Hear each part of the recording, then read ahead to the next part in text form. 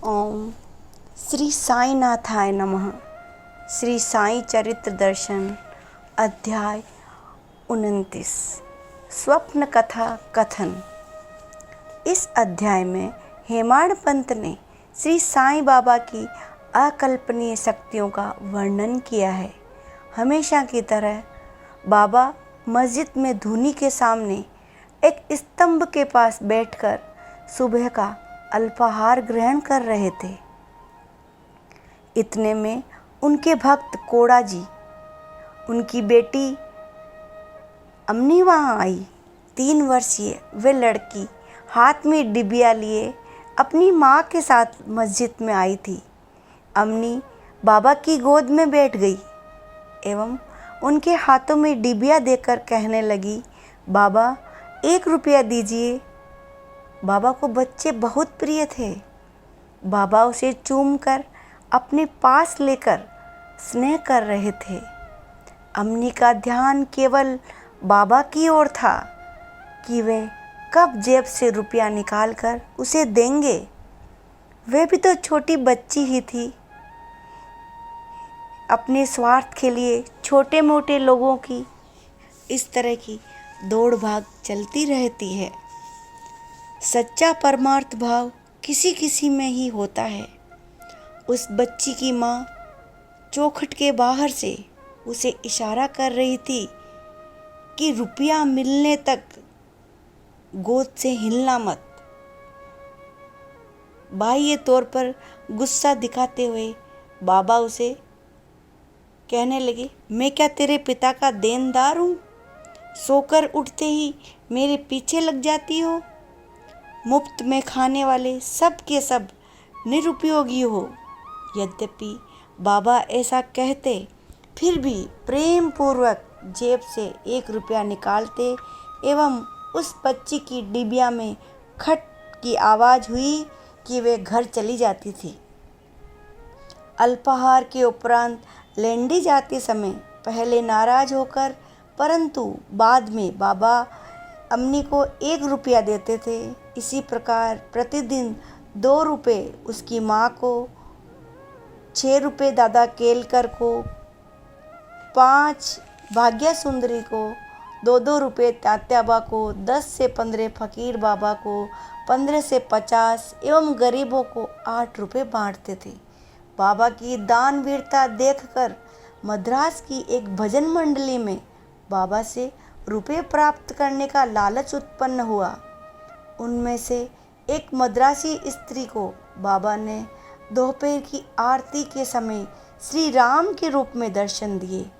अन्य सभी को साईं दिखाई देते थे तो उस स्त्री को जानकी नंदन। उसने ये बात अपने पति को बताई परंतु उसे ये बात सत्य प्रतीत नहीं हुई। उस स्त्री के पति ने एक रात एक भयानक स्वप्न देखा। स्वप्न में उस ग्रस्त को पुलिस ने रस्सियों से बांधकर एक पिंजड़े में पकड़ रखा था। उस ग्रस्त ने अत्यंत दयनीय स्वरों में बाबा से प्रार्थना की, बाबा आपकी कीर्ति सुनकर आपकी शरण में आए हैं, फिर भी ये कठिन समय हम पर आया है। आपके प्रत्यक्ष रूप में यहाँ रहने के बाद भी हम पर कष्ट क्यों आए हैं? उस पर बाबा ने कहा, किए हुए कर्म भोगने पड़ते हैं, परंतु महाराज मैंने कोई बुरे कर्म किए ही नहीं हैं। उसका ऐसा कहते ही बाबा ने कहा, पूर्व जन्म के होंगे। वे मनुष्य बोला, पूर्व जन्म के बारे में मैं क्या जानूं?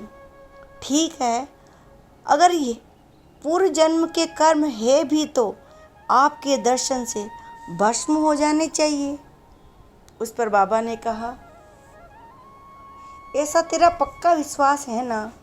उसने हाँ कहते ही बाबा ने उसे आंख बंद करने के लिए कहा। इतने में उसने धड़ाम से किसी के गिरने की आवाज़ सुनी एवं वह डर गया। आंखें खोली तो वह बंधन से मुक्त हो चुका था एवं वे पुलिस वाला रक्त रंजित होकर गिरा पड़ा था, जिसके कारण वह घबरा गया।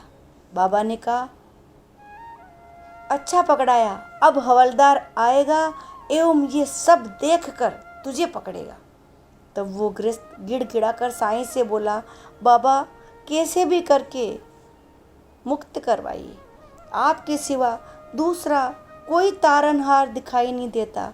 तब बाबा ने फिर से आंखें बंद करने के लिए कहा। बाद में उसने आंखें खोलते ही स्वयं को पिंजरे से बाहर देखा, बाबा को अपने पास खड़ा देखा एवं उसने बाबा को साष्टांग प्रणाम किया।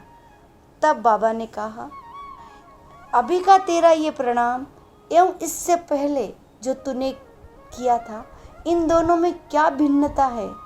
इस पर वे गृहस्थ बोला, इन दोनों में जमीन एवं आसमान का अंतर है। पहले का प्रणाम द्रव्य लोभ की इच्छा से किया गया था एवं अभी का प्रणाम परमेश्वर की भावना से किया गया है। पहले मेरे मन में किंचित मात्र भी भक्ति भाव नहीं था। मेरी गैर समझ थी कि आप मुसलमान हैं एवं हिंदुओं को भ्रष्ट कर रहे हैं।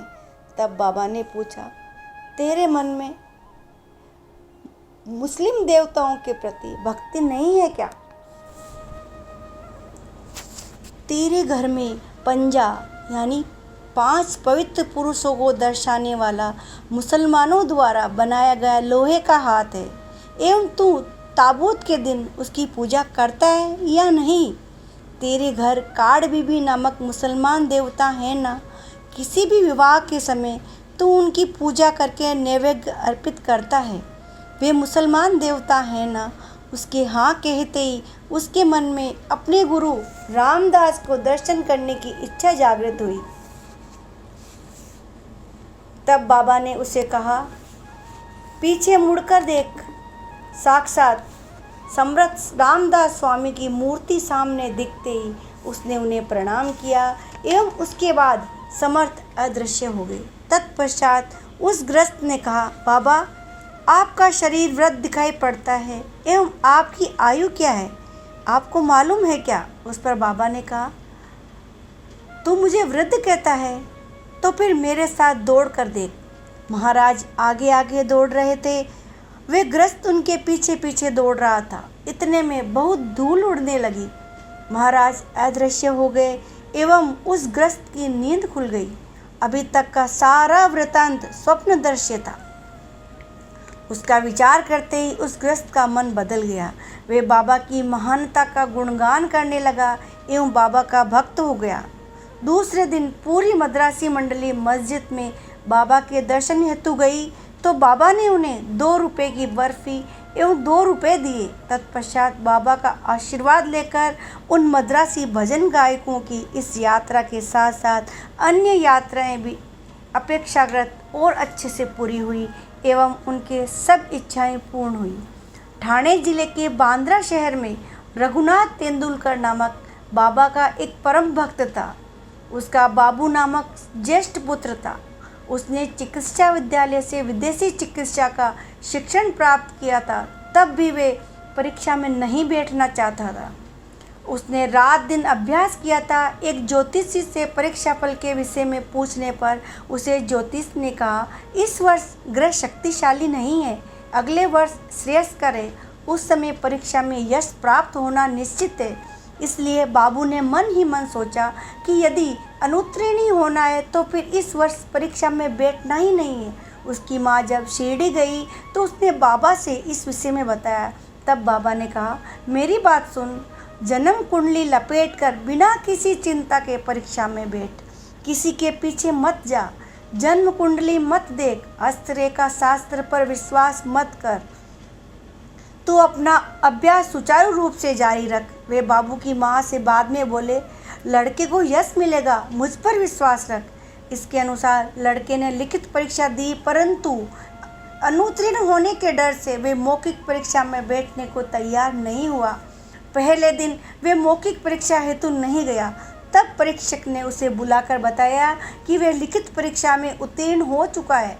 साईं को याद करते हुए बाबू मौखिक परीक्षा देने हेतु गया एवं परीक्षा में उत्तीर्ण हुआ। बाबा के प्रति उसकी श्रद्धा दृढ़ हो गई। बाबू के पिता भी बाबा के भक्त थे। वे मुंबई में एक विदेशी कंपनी में नौकरी करते थे। उनका वेतन 150 रुपये था। छुट्टी लेने के बाद भी उनकी बीमारी ठीक नहीं हुई एवं बाद में उन्होंने नौकरी छोड़ दी। वे इसी चिंता में थे कि पेंशन से घर का गुजार कैसे चलेगा।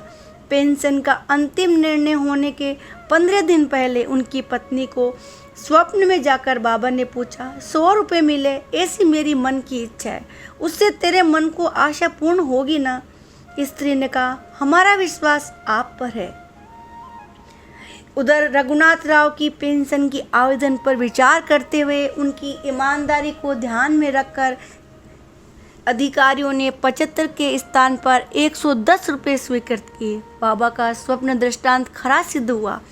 कैप्टन हाटे नामक ग्वालियर के एक श्रद्धालु डॉक्टर बाबा के भक्त थे। उन्होंने स्वप्न में बाबा को देखा एवं उन्हें बाबा ने पूछा, भूल गए क्या? तभी हाटे ने उनके चरण पकड़ लिए एवं बागीचे से ताजी वाल पापड़ी की भाजी तोड़ लाए। सीधा सामग्री एवं नगद दक्षिणा रखकर पूजा की तैयारी की। वे पूजा समर्पित करने ही वाले थे कि स्वप्न समाप्त हो गया। हाटे के मन में बाबा को दक्षिणा एवं सीधा सामग्री का सूप पहुंचाने की इच्छा हुई, परंतु वे तो ग्वालियर में थे। अपने मुंबई के एक मित्र को पत्र लिखकर उन्हें वैसी सीधा सामग्री बाबा को अर्पण करने हेतु सूचित किया। डाक से उन्हें पैसे भी भेजे। पैसे मिलते ही वे मित्र शिरडी गए एवं सारी सामग्री बाबा को अर्पित की। बाबा ने वे निमोण कर को दी एवं दूसरे ही दिन पकाकर परोसने के लिए कहा। दूसरे दिन बाबा ने दाल भात को स्पर्श ना करते हुए केवल वाल पापड़ी की फलियां पूरी की पूरी उठा ली। हाटे को बहुत आनंद हुआ। बाबा का स्पर्श किया हुआ 1 रुपया घर में होना चाहिए। इस उद्देश्य से हाटे ने अपने मित्र के साथ 1 रुपया भी भेजा। बाबा ने मित्र की दक्षिणा जेब में डाली एवं उदी प्रसाद के साथ रुपया देकर वापस भेजा एवं ये संदेश भेजा, हमें तुम्हारा कुछ नहीं चाहिए। हाटे को रुपया प्राप्त होते ही उसे अपनी इच्छा पूर्ति का आनंद प्राप्त हुआ। ओम श्री साईनाथ। कई जन्मों से बुला रही हूँ, कई जन्मों से बुला रही हूँ, बाबा कोई तो रिश्ता जरूर होगा। ओ कई जन्मों से बुला रही हूँ, बाबा कोई तो रिश्ता जरूर होगा। नजरों से नजरें मिला न पाई, मेरी नजर का कसूर होगा।